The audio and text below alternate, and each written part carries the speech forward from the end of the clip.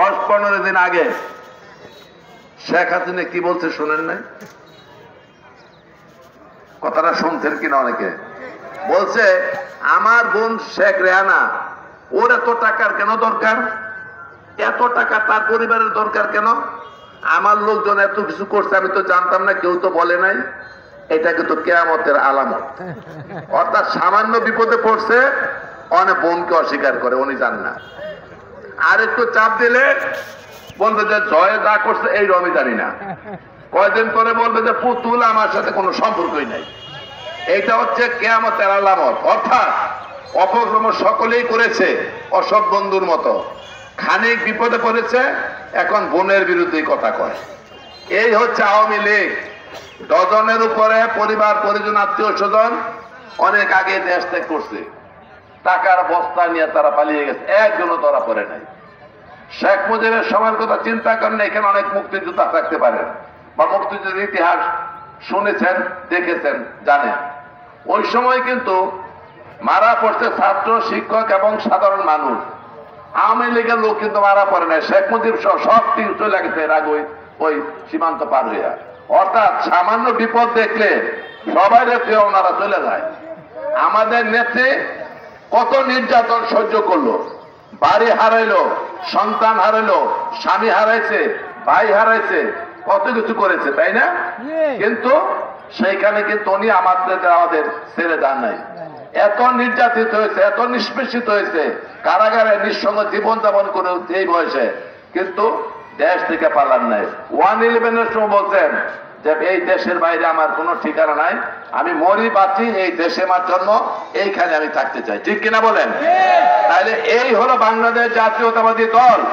যেই নেত্রী মানুষকে বিপদে ফেলে কোনোদিন চলে যায় না, যেই নেত্রী নিজে স্বীকার করেন কষ্ট, কিন্তু মানুষকে কষ্ট দেন না, এ হচ্ছে বাংলাদেশ জাতীয়তাবাদী দল। আর সেই দলেরই আজকের সমাবেশ এইখানে।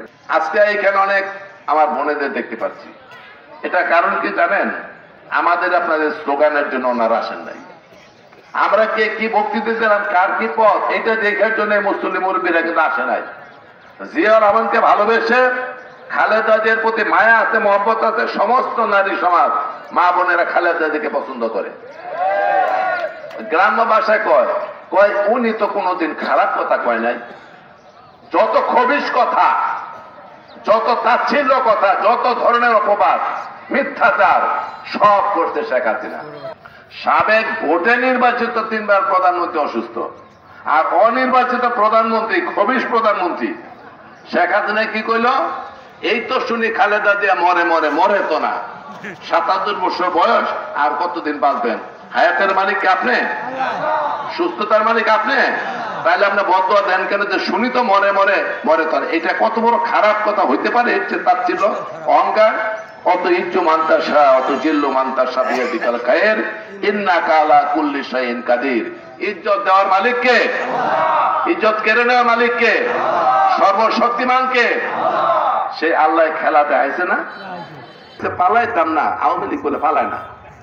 আচ্ছা, এটা কেন কইছিলেন? আপনাকে কইছিলাম যে আপনারা পালাইবেন, এটা কইছিলাম। ও নিজেই কয় আমরা পালাবো না, আওয়ামী লীগ পালায় না। তো এখন পালাইছেন কেন? এখন পালাইলেন কেন? এটা হচ্ছে কর্মের ফসল। যুবলীগ, ছাত্রলীগ ভাইরা চিন্তা করে দেখেন। আমি ফজলুল্লাহ খুলান কালীগঞ্জ ওয়াজে যাইতেছিলাম, পুলিশ আমাকে ওয়াজ থেকে ফেরত দেওয়া হয়েছে। পূজা মণ্ডপে যেতেছিলাম, পূজা মণ্ডপে সহযোগিতা করার জন্য আক্রমণ করে 20টা হুন্ডা ভাঙছে, আমার গাড়ি ভাঙছে, এইরকম আক্রমণ করেছে। এই যে অশান্তি কালীগঞ্জে, নাম দিয়েছি কি কর্ণালী কইছে, আমি শুননা হচ্ছে না, দুঃখ কেমন গাইতে আসতে এমন কষ্ট লাগছে, শিক্ষা রয়েছে শুননা, শান্তি কয় না বলে না। পুলিশ সহ 13 জন লোক খুন হয়েছে কালীগঞ্জে। পুলিশ সহ 13 জন লোক খুন হয়েছে। আর বিএনপি, আমি যখন এমপি ছিলাম ওই এলাকায়, একটা লোক খুন হয় নাই। পুলিশ সহ যেখানে 13 জনে একটা থানায় খুন হয়, হেন আবার শান্তি হচ্ছে নাকি? আর এইটা যদি শান্তি হয়, এরপরে দেখেন আমার কোনো মামলা ছিল না, একটা মামলার ছিল না, সব জামিন। আমি ক্যান্ডিডেট হিসাবে আমি গেলাম বাড়িতে, 70 জন পুলিশ দিয়া ঘেরাও করে আমার বাড়ি থেকে দিনের বেলা নিয়ে আসলো। কি করলো? চুমকি গাজীপুর গিয়ে বসে রয়েছে। গাজীপুরতে ডিবি বসে গেছে, উনি যদি না সরে তাহলে আমি নির্বাচন করতে পারবো না। মানে ঠিক মতো নির্বাচন হলে ভোট দেবো মানুষ আমাকে ক্যান্ডিডেট সরান আগে। ওইখানে টাকা খরচ করে গাজীপুরে এবং ডিবিতে গাজীপুরের পুলিশ আর ঢাকার পুলিশ মিললে আমার বাড়ি ঘেরাও করে দিনের বেলা আমার নিয়ে করছে। এরপর আবার ওয়াইফ নির্বাচন করার জন্য মাঠে নামছে। সে অনেকটাই সাহসী, আমি মনে করি অনেক সাহসী। তার উপর 7 বার আক্রমণ করেছে, 7 বার। এই চমকে যদি মানুষ হতো তাহলে আমি তো কারাগারে ক্যান্ডিডেট, একটা স্ত্রীর আমার স্ত্রীর উপর 7 বার আক্রমণ করাইতে পারে? এই রকমের জঘন্য কাজ এখানে হয়েছে।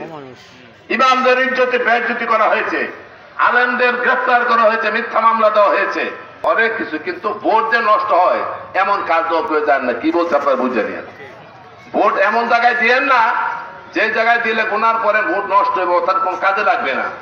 কাজে সল ছাত্রী যাই কিছু করুক, জিয়াউর রহমানের দল, শহীদ জিয়ার দল, খালেদা জিয়ার উৎপাদন, তারেক রহমানের নেতৃত্ব, আজকে যারা আসছেন তাদের কাছে আমার অত্যন্ত বড় জোরে মিনতি, আপনারা বিএনপির পাশে থাকবেন, বিএনপিকে সহযোগিতা করবেন, বিএনপির জন্য দোয়া করবেন, মা বোনদের সালাম জানাবেন, যারা ঘরে আছেন তারা জন্য আমাদের জন্য দোয়া করেন, আমাদেরকে আপন হিসেবে গড়ে তোলে।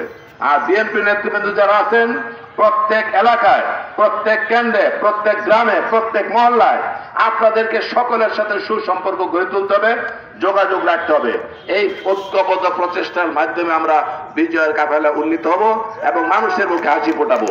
আজকে যারা এত সুন্দর একটা সমাবেশের বিপুলে মাঠ ভরে গিয়েছে, এই সুন্দর পরিবেশের জন্য এই যে সমাবেশ করেছেন, আজকে মেহনত করেছেন, পরিশ্রম করেছেন, তারপর আপনারা যোগদান করেছেন, সকলকে আমি আমার ব্যক্তিগত তরফ থেকে, বাংলাদেশ জাতীয়তাবাদী দলের তরফ থেকে আন্তরিক ধন্যবাদ জানিয়ে, কৃতজ্ঞতা জানিয়ে, আপনাদের দোয়া চেয়ে আমি আমার বক্তব্য এখানে শেষ করছি। আল্লাহ হাফেজ। বাংলাদেশ জিন্দাবাদ, জাতীয়তাবাদী দল জিন্দাবাদ, দেশ নেত্রী বেগম খালেদা জিয়া জিন্দাবাদ, শহীদ জমরক তারেক রহমান জিন্দাবাদ, বাড়িয়ার সর্বস্তরের জনগণ জিন্দাবাদ। আসসালামু আলাইকুম ওয়া রাহমাতুল্লাহি ওয়া বারাকাতুহু।